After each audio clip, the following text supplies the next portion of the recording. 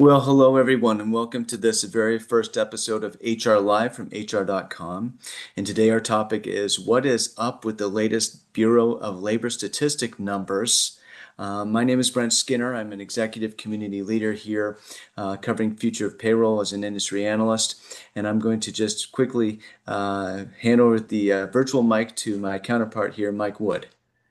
Real Mike, yeah. Hi everybody. I'm Mike Wood. I'm a TA analyst and executive community leader here at HR.com. And this is something that I rail against every week in terms of the BLS numbers and trying to figure out what's happening. So I'm glad we're having this discussion. And I am joined by one of my favorite people that have joined me on Totally Talent, Jody Cherry Roth. She is my BLS number oracle. She knows what's going on in the space. And I always go to her and be like, okay, what are you seeing that's happening? Mm. She is a senior director of strategic consulting at Talivity, and welcome, Jody. Good to have you back. Thank you for having me. Super excited to be here. I'm kind of a nerd when it comes to what's the mood of the labor market. So excited to be here for this conversation. Wonderful. Yeah. And I'd love to just introduce very quickly Heidi Barnett, who is president of talent acquisition over at iSolved, one of my very, very favorite places in the whole wide world. Thank you so much for joining us today. Really looking forward to hearing your perspective on this as well. Yeah, thanks so much for having me, you guys. Yeah, absolutely. So, you know what, I was thinking of an alternate title for this, and I thought, is the L silent in BLS? What's going on here with these data these days? What maybe each of you could take a turn just kind of giving us your take on what happened. There was a major downward revision in the numbers. There were some downward revisions for the past couple of months, but also going back to April, I believe, 2024. What's going on? Jody, do you want to go first? Yeah, sure. I think the revisions are definitely normal. They're a little bit higher than usual if you look at the revisions for June and July. But I don't know if y'all remember around this time last year, there were huge revisions as well. And that was actually a topic that made the news cycle quite heavily, right? Because it was like right also in the middle of election season. So the revisions are normal. They are, from what I've read, the largest in history, but they do still fall within kind of what economists were predicting, although they're on the upper end of that. And when you ask like why, like what's going on, I think there's three things that are really happening, maybe more, but three like headline things that are happening. One is that there are lower response rates, from the survey data that they're collecting. Two is there's less resources. There's been a lot of government cuts. And then the third thing is that there's a lot of political heat and scrutiny on the data of whether or not it's accurate. And I think with that, folks are kind of losing a little bit of trust in what the data actually says. So those are kind of the three big things that I think are happening. Heidi, what are your thoughts here? Yeah, thanks for bringing those up, Jody. I think it's really interesting because you're right. It was such a political situation last year. I think one of the things that's kind of freaking everybody out is the other state of the economy, right? Everyone's starting to feel more of the tariff impact. They're feeling more of, price increases. There's all these different things that are happening just under the surface that maybe are related or not related. And so that's the thing I think we're getting along with the data. Also at 911, what is it? What's the number? 911,000 jobs that Yeah. they made the adjustment on, where we're knocking on a million. And this is why you're starting to feel there's a lot happening there. I think with the BLS numbers, though, one of the things that's interesting is we're really looking, it's a lagging indicator. And so this is, again, we're feeling it, but to see it in print is very interesting. And then you've got the unemployment also creeping up there.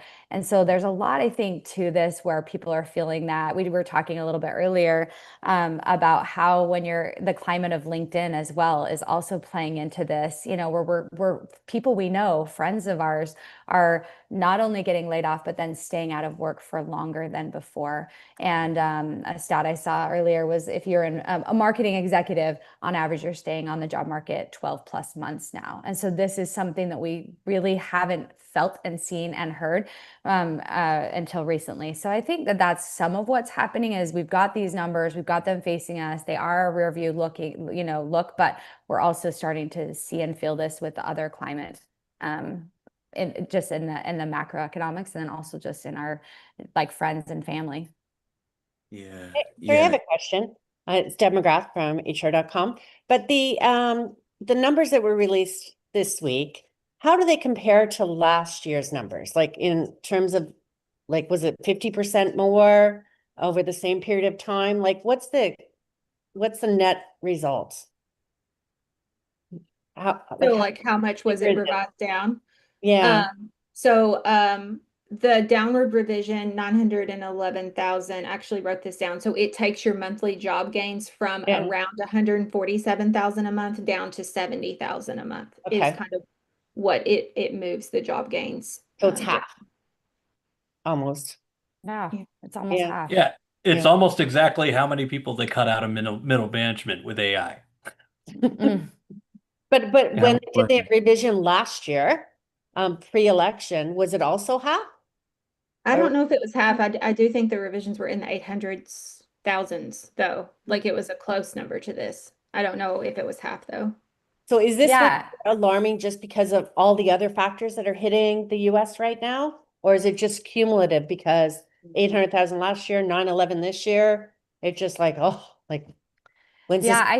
I think it has to do also with the August jobs report was weak also. So that was another factor that in comparison to what was expected, I think we were expecting somewhere around 78,000 and new jobs that were coming, and we had 22,000 jobs that were added. And then couple that with the unemployment at 4.3%. I think it's the three, Debbie, that are coming where you have the large adjustment in a political climate because everything is politicized at the moment, but then coupled with the August jobs report, which again was weak and weaker than was really expected by a large margin. And then you've also got that unemployment rate that's ticking up to I mean the highest since 2021.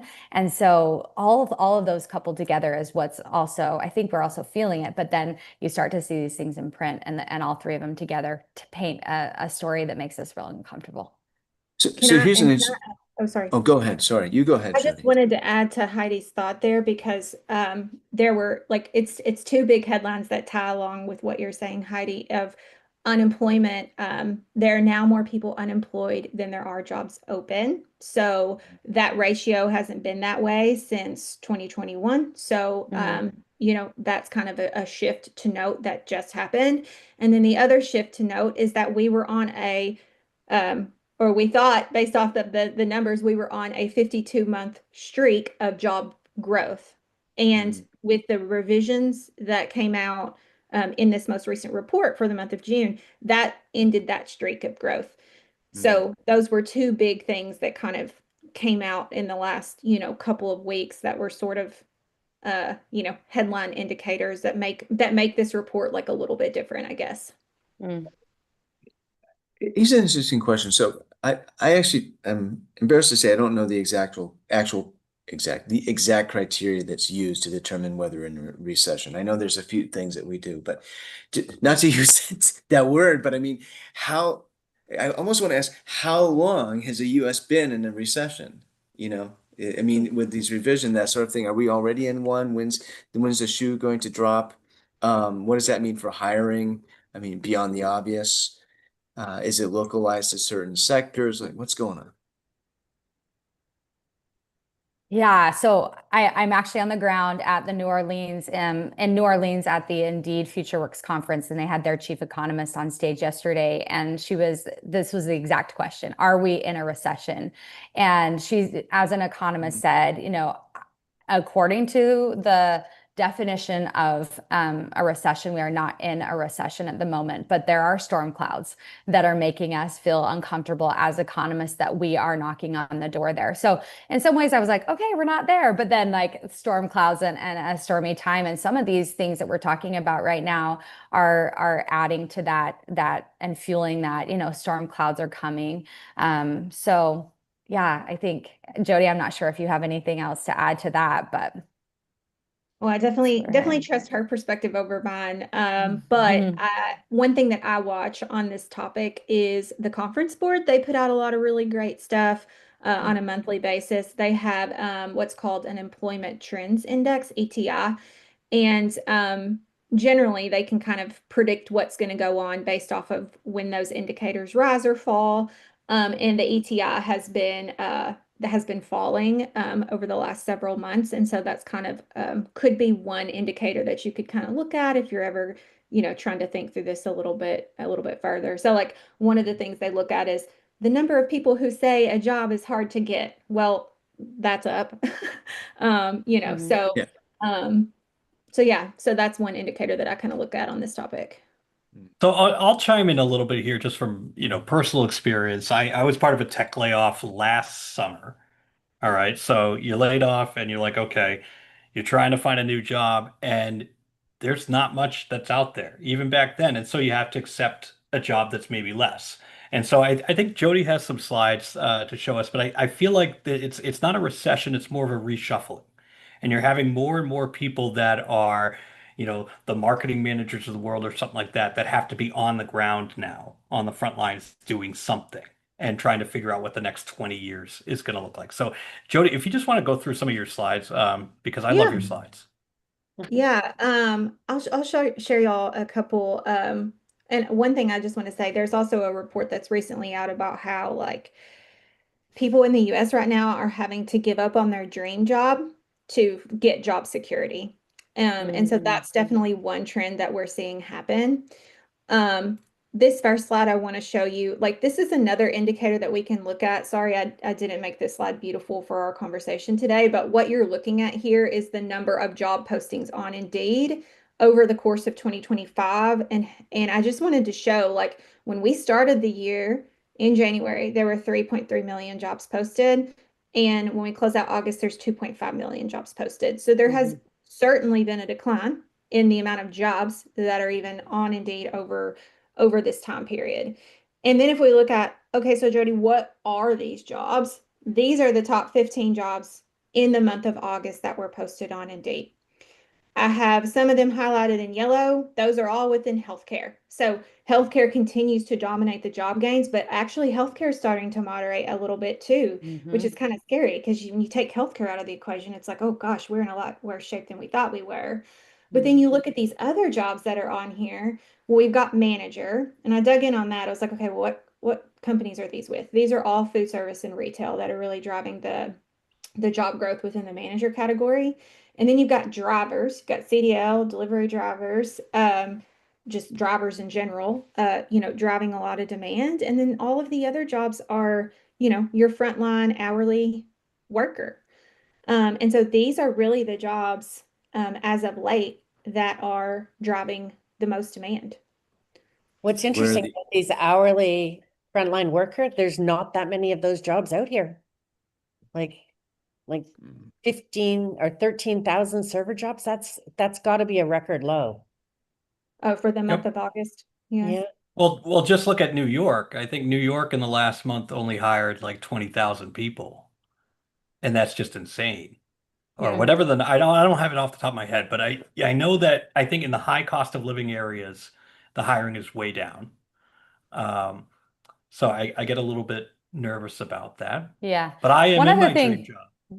there you go. One other thing to point out here is as you look at that list that Jody supplied, and thank you so much. I love that you pulled that data together, is that these are the high turnover positions also. So even though they're posted, they may not be growth positions within companies who are expanding or growing. It's just could possibly be we're posting consistent turnover. So we're losing people because these are high turnover, high demand jobs. They're all in person for the most part, which again is another sector that, people are looking to go remote. And so you're seeing more people, apply for jobs at like a 30% higher rate. If your job says hybrid or remote, you get 30% more candidates. That's the statistics that we've got on that. And so these ones, if they're in these roles, a lot of times they're looking to go remote or they're, that turnover. So these may not be indicative of growth in the economy, but maybe just growth in the jobs of this. These are the jobs that are posted in the market at the moment.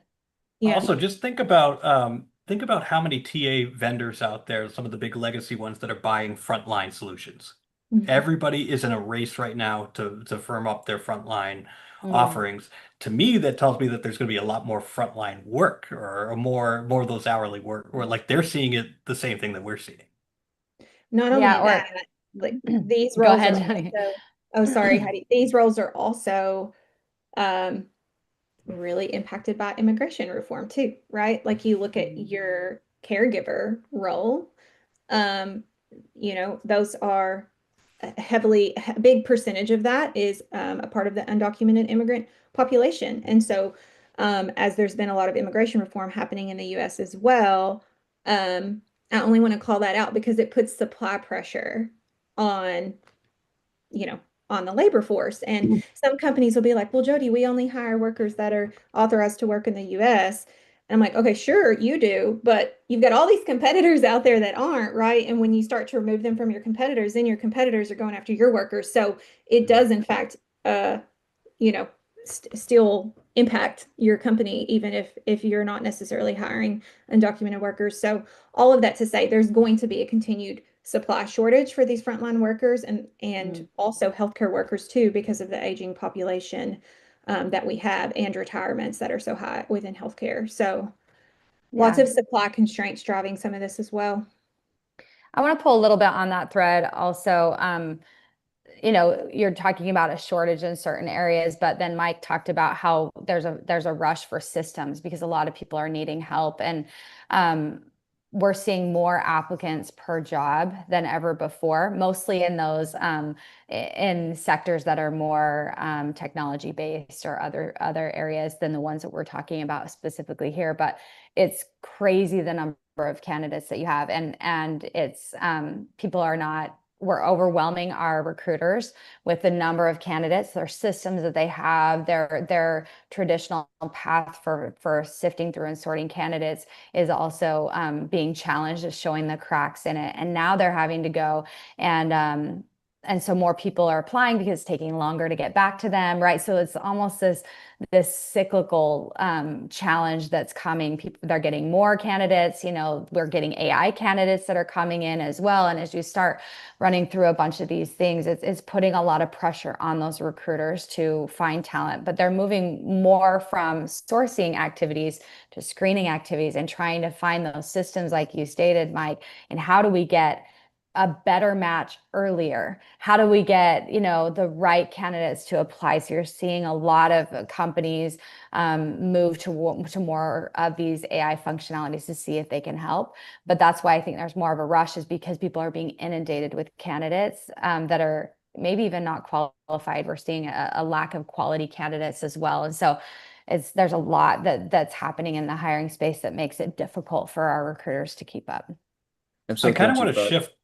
Yeah, sorry, Brent. I Oh, just sorry. If we, stepped right all over. Sure, that's all right. That's all right. Just on this, hang on this for just a minute, and then to your question, Mike. I'm so glad you brought that up, Heidi, around, and Mike also around the systems and kind of trying to rejigger that stuff to get it to work right. But in the meantime, while they're trying to figure it out, right, it's also creating, um, you got to think about job seeker sentiment, right? Especially in the professional class, the white collar class, where there's been a real dearth of jobs. And I think we were talking in the green room, I think it was, where there's, the typical marketing person who's out of a job now for about 12 months, right? And I heard you, Heidi, talk about, the lower quality candidates, and you got to take into account these things like lazy apply. It's an AI, so Yeah. anybody can just get their resume through the system, right? And evaluated above maybe a more qualified candidate who, for whatever reason, maybe isn't using lazy apply, although probably should be, right? Mhm.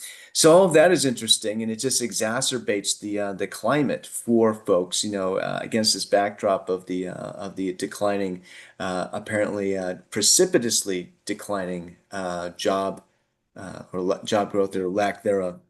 And one of the things I just want to point out with Jody, that with those numbers that you shared in that table, I mean, some of these jobs that are kind of at the top, I mean, not these aren't necessarily the jobs of the future. I mean, some of them are just perennial, but some of them aren't, like cashier.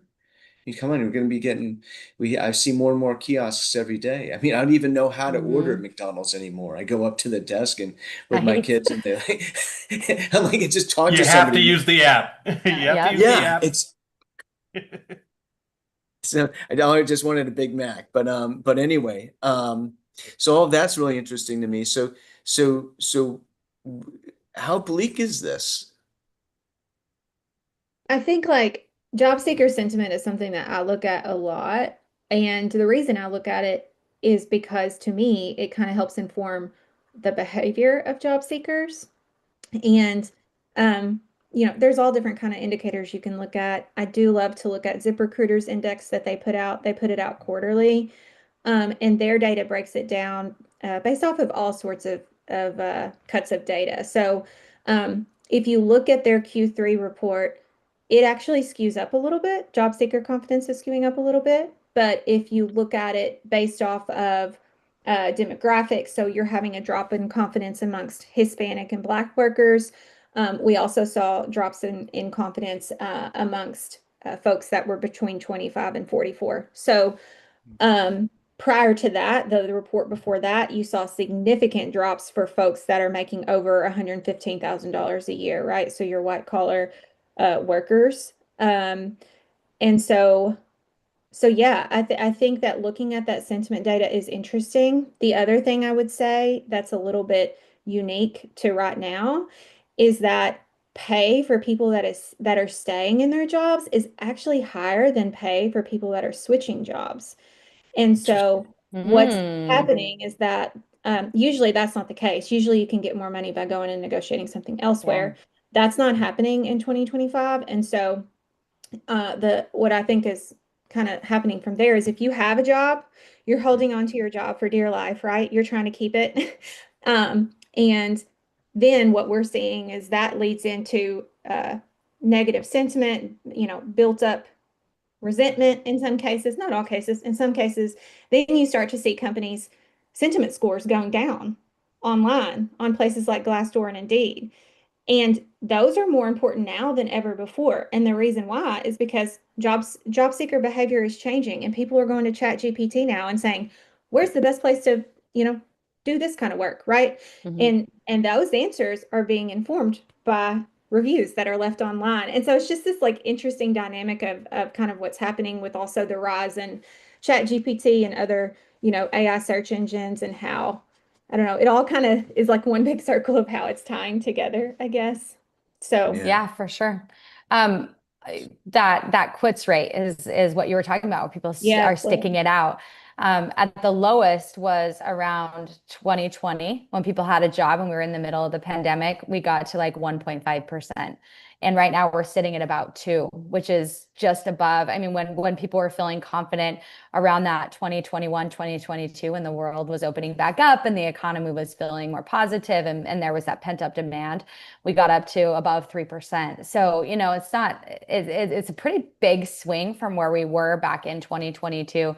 But I think the story has been declining since around 24. It kind of stabilized a little bit, but now we're seeing that drop again where people are wanting to hold on to their jobs. I mean, for the things that Jody's talking about, there's the uncertainty of, hey, if I lose my job, will I be able to get another one? And then also, is the pay better? There was always that the grass is greener on the other side. I can go and I can look at Glassdoor and it will tell me that someone of my in my experience and those things can make this much of a median wage in the city that I'm looking to work in, and it's not the case anymore. And so I think there's the other side, which we could probably do a whole other podcast on, around culture. How do you manage to a group like that who's maybe, we heard quiet cracking yesterday. It was a term I'd never heard of before, which is another term for burnout, where you have these people staying in the job, expect to do more with less, maybe not as happy. They're just trying to hold on to the job so they can stay and feed their families. It creates a whole other environment that is going to be tough for our companies to manage from a leadership perspective of how do you keep your workers engaged? How do you keep them coming? How do you keep them doing their best work when we're pushing them to the limits? And at least like in the tech industry, it's flipped from, okay, if a big tech giant, like let's just say IBM or something like that, is throwing out 30,000 jobs, a massive layoff, like that used to be like that's horrible news. Now it's a flex for the CEOs. It's like, look how efficient we are to their people. And it's like, oh, I can do everything that you do with much less people. And I feel maybe it's when Elon cut the staff from Twitter that started all of this, but now it's like it's a positive to be cutting staff. And so as a worker, I would be terrified of that. Mhm. I'd be thinking that the layoff shoe could drop any minute. And so I think that that's affecting people. Hmm.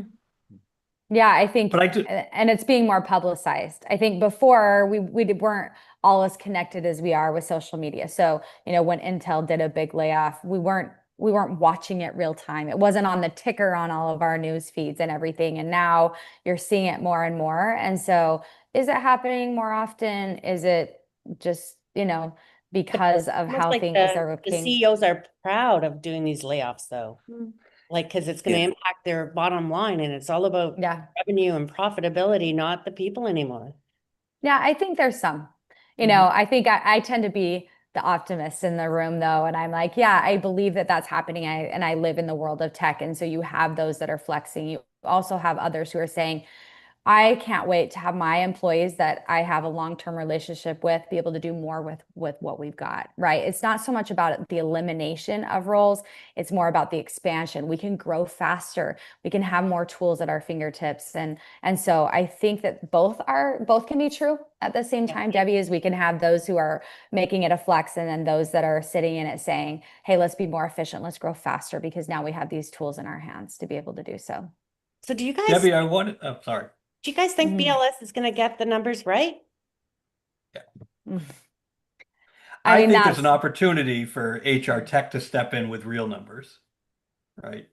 mm, We're all sitting on this data. We all like all the TA platforms know where the hiring's going, and it's usually pretty accurate and more accurate than the government numbers. So if you can't go to the government numbers, there's other places. I think there was an announcement today about Revio Labs was putting out their own numbers. So it might be a race to see who's going to be the next BLS. Mhm. yeah. I I think think it's you kind of tricky have that to. go ahead. Oh, sorry.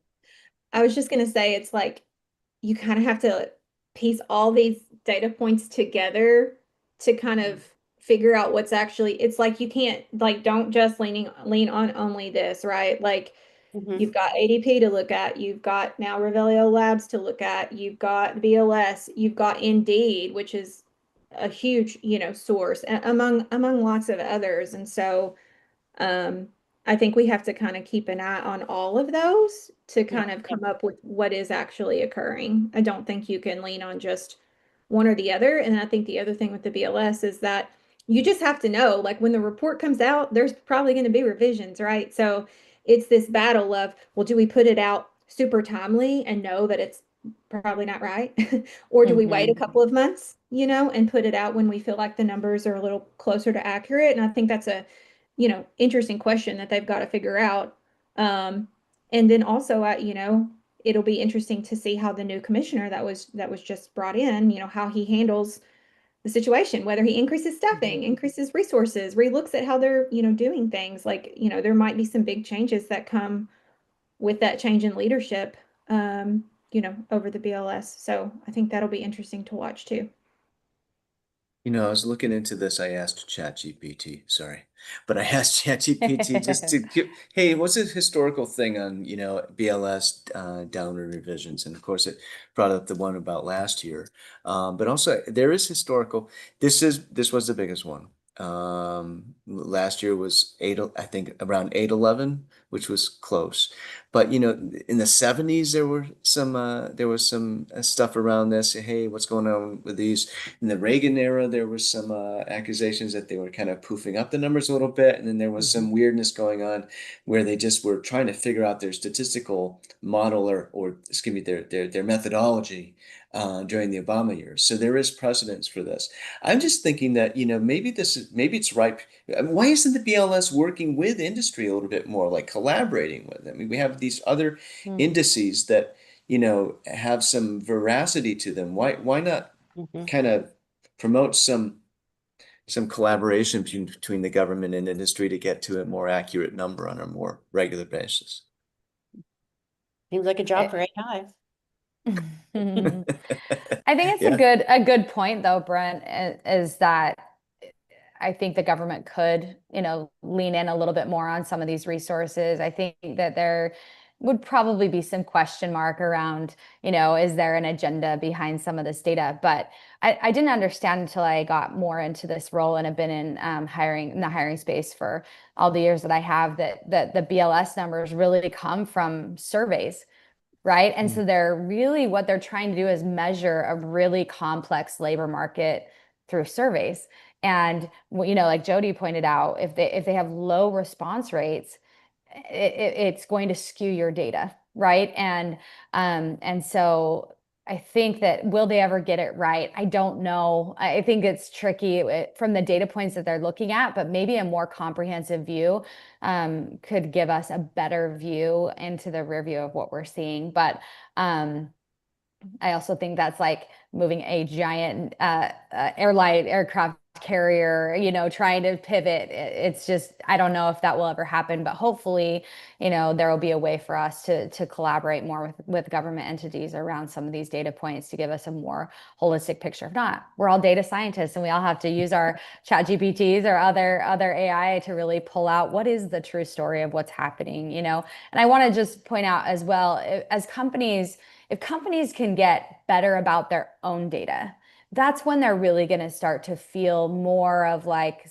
what's actually happening with my company, with me, right? If I consistently post data engineer jobs, I'm going to see a trend over time, but it's going to take a little bit slowing down and looking at your own data to be able to say, interesting. I posted a job that I had 20 qualified candidates in a week, and this was a fantastic number 3 years ago. Now I post a job and I have 150 qualified candidates in a 24-hour period. What's happening here? Something's happening, right? And you can start to dissect that a little bit, and then you can make those pivots that are needed for you to be able to adjust your job ad, or buy some technology that can help you to navigate it. There are a lot of different things that can happen, but I think that it's going to take some of this. We can rely on external data sources, but really what's happening with me and my world is going to be the biggest indicator of what we should take action on in the near future, especially as we're looking ahead for 2026 planning. Companies are starting to look at that. What do we put into our hiring plans? Everyone's like, I don't know, this is strange. Is there technology that we need to have? Because it's truly a market like unprecedented times, I would say. There is. Every day is unprecedented times. But Yeah, we'll get through it. yeah, we will. Thank you both for joining us today, and Deb, our fearless leader, for joining us too. That was wonderful. Really great conversation. Thank you for Yeah, having thank you so much. It was fun to be here.